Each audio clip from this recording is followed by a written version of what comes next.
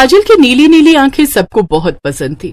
वो अपनी सौतेली माँ और सौतेली बहन दिव्या के साथ रहती थी। उसकी सौतेली माँ हमेशा उससे चिढ़ा करती थी क्योंकि सब लोग उसकी आंखों की तारीफ किया करते थे।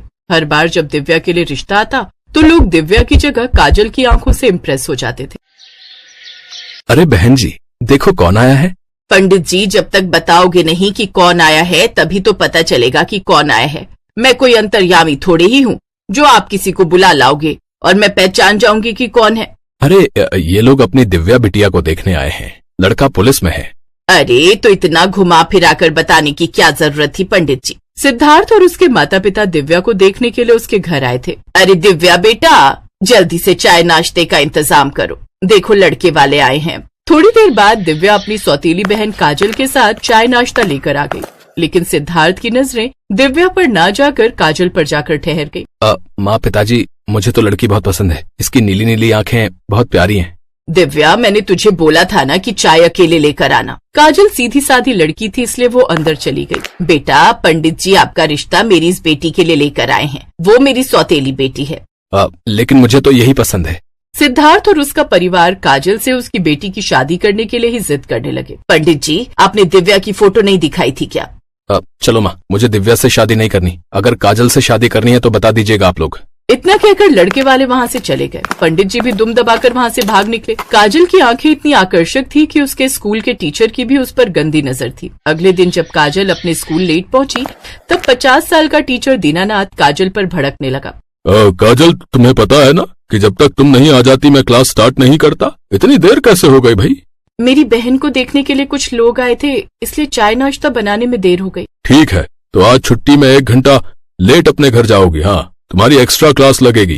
दीनानाथ ने छुट्टी होने के बाद 1 घंटे अकेले काजल की एक्स्ट्रा क्लास ली, लेकिन उसने वहाँ पर कुछ पढ़ाया नहीं। कभी उसका हाथ पकड़ने की कोशिश करता तो कभी उसकी आंखों में निहारता रहता। 1 घंटे बाद जब काजल घर आई तब उसकी माँ और दिव्या बहुत खुश थे। अरे काजल, ये देखो मैं तुम्हारे लिए काला चश्मा लेकर आई हूँ। जिसे देखो वो तुम्हारी आंखों को ही निहारता रहता है। जब भी बाहर निकलना ये काला चश्मा लगाकर निकलना, किसी की नजर नहीं लगेगी। जी माँ। काजल चश्मा लेकर अपने कमरे में चली गई। दिव्या, अब तू देखना, जब भी कोई रिश्ता आता है तेरी सौतेली बहन की वजह से वो टूट जाता है। पता नहीं इसकी आंखों में क्या जादू था, लेकिन अब ये जादू ज्यादा दिनों तक नहीं रहेगा। वहीं दूसरी तरफ काजल अपने कमरे में जाकर वो चश्मा लगाकर आईने में खुद को बार बार देखने लगी। चश्मे में वो और भी ज्यादा खूबसूरत लगने लगी, लेकिन थोड़ी ही देर बाद उसकी आंखों में जलन होने लगी और उसने अपना चश्मा उतार दिया। काजल, रात हो रही है, चलो खाना बनाने की तैयारी करो। माँ, मेरी आंखों में बहुत जोर की जलन हो रही है। मुझे सब कुछ धुंधला दिखाई दे रहा है। बहाने मत बनाओ, आंखों में कचरा चला गया होगा। सुबह डॉक्टर को दिखा देना। लेकिन सुबह तक काजल को दिखाई देना पूरी तरीके से बंद हो चुका था। उसके बार बार कहने पर उसकी सौतेली माँ उसे डॉक्टर के यहाँ ले गई। इनकी आंखों की रोशनी जा चुकी है।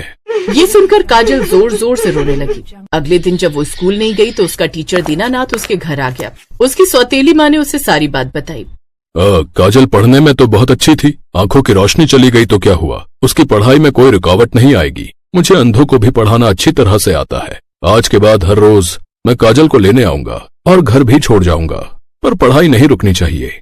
दीनानाथ की बात सुनकर काजल खुश हो गई। वो अपने टीचर के साथ स्कूल चली गई। काजल, तुम मेरे ऑफिस में बैठो। जब सारे बच्चे चले जाएंगे तब मैं तुम्हें पढ़ाऊंगा, वरना वो लोग तुम्हारा मजाक उड़ाएंगे। काजल दीनानाथ की बात मान गई और उनके ऑफिस में बैठ गई। दीनानाथ बीच बीच में अपने ऑफिस आता और उसे अपने हाथों से पानी पिलाता। कभी कंधे पर हाथ रख देता तो कभी उसे गलत तरीके से छूने की कोशिश करता। सर, आप ये क्या कर रहे हैं? मैं अंधी हो गई तो क्या हुआ?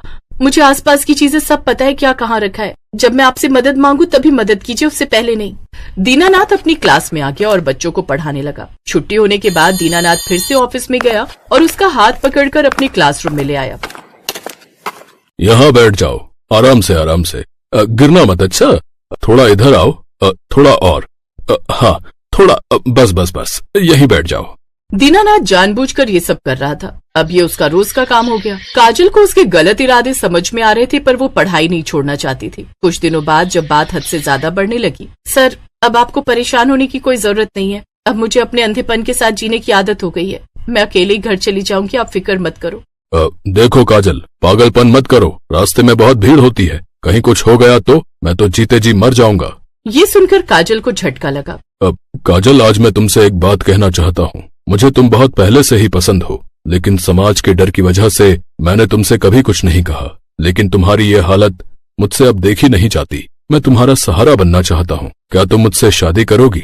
देखिए, मैं आपकी उम्र का लिहाज कर रही हूँ, वरना अभी चिल्लाकर सबको बुला दूंगी। एक टीचर होने के बावजूद आप अपनी स्टूडेंट के साथ ही ऐसी हरकतें करते हैं। 50 साल के हो चुके हैं, आप कम से कम इस बात का तो ख्याल रखिए। इतना कहकर काजल वहाँ से जाने लगी, लेकिन दीनानाथ ने उसका पीछे से हाथ पकड़ लिया। छोड़िए मेरा हाथ, आज के बाद मैं इस स्कूल में नहीं पढ़ूंगी। मैं अंधों के स्कूल में अपना एडमिशन करवा लूंगी। इतना कहकर काजल ने झटके में अपना हाथ छुड़ाया और वहाँ से भागने लगी। वो टीचर भी पीछे पीछे भागने लगा। तभी काजल की किसी कार से टक्कर लग गई। दीनानाथ ने उसका हाथ फिर से पकड़ लिया। तभी उस कार से वही सिद्धार्थ बाहर निकला जिसने काजल को शादी के लिए पसंद किया था। ये क्या बदतमीजी कर रहा था तू? सबसे पहले उसका हाथ छोड़। तू कौन है? चुपचाप निकल यहाँ से। हाँ, मैं इस एरिया का इंस्पेक्टर हूँ और तुझे भी अच्छी तरह जानता हूँ। तू टीचर है, इसीलिए सम्मान कर रहा हूँ। तेरी सारी हरकतें मैंने देख ली हैं। चल निकल यहाँ से, वरना अंदर डाल दूंगा। वो टीचर वहाँ से डर कर भाग गया। काजल जी, क्या करने की कोशिश कर रहा था वो आपके साथ? काजल बिना कुछ बोले रोने लगी और रोते रोते ही उसने पूछा, आप कौन है? क्या आप मुझे मेरे घर तक छोड़ सकते हैं? आपने मुझे नहीं पहचाना? मैं वही हूँ जिसने उस दिन आपको पसंद किया था शादी के लिए, पर आपकी सौतेली माँ ने मुझे भगा दिया। मैं अब देख नहीं सकती, मैं अंधी हो चुकी हूँ। क्या हुआ, आप शांत क्यों हो गए? अब आप मुझे पसंद नहीं करते ना, क्योंकि मेरी आंखों से ही आप इम्प्रेस थे।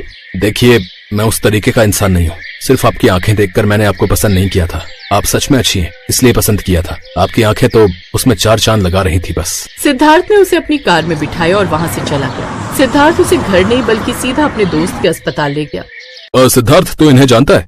इसकी आंखों की रोशनी तो 2 दिन में वापस आ सकती है, लेकिन इसकी माँ ने मना किया है। तुम इस चक्कर में मत पड़ो सिद्धार्थ। तू मेरा दोस्त होकर गलत काम में उसका साथ दे रहा था। जल्दी से इसकी आंखें ठीक कर दे, वरना तुझे भी अंदर डाल दूंगा। सिद्धार्थ ने काजल की आंखों का इलाज कराया और 2 दिन में उसकी आंखें फिर से वापस आ गई। आंखें ठीक हो जाने के बाद सिद्धार्थ इस बार वर्दी में काजल के घर गया। देखिए, आप मेरी माँ की उम्र की हैं, इसलिए मैं आपसे कुछ कह नहीं रहा हूँ। अपनी सौतेली बेटी के साथ ऐसी घिनौनी हरकत, इस हरकत के मेरे पास सबूत भी हैं। मैं चाहूँ तो आपको अरेस्ट कर सकता हूँ, पर काजल की वजह से मैं आपको छोड़ रहा हूँ। चलो काजल, आज से यहाँ रहने की जरूरत नहीं है। सिद्धार्थ काजल को लेकर अपने साथ घर चला गया। सिद्धार्थ ने सारी बात अपने माता पिता को बताई। उनके माता पिता ने सिद्धार्थ की शादी काजल के साथ कर दी। जब मैंने तुम्हें पहली बार देखा था ना, तभी मैंने ठान लिया था कि मैं शादी करूंगा तो तुमसे ही करूंगा, वरना किसी से नहीं करूंगा। ऊपर वाले की माया देखो, मुझे उसने तुमसे मिला दिया। इस तरह सिद्धार्थ और काजल अब खुशी खुशी रहने लगे।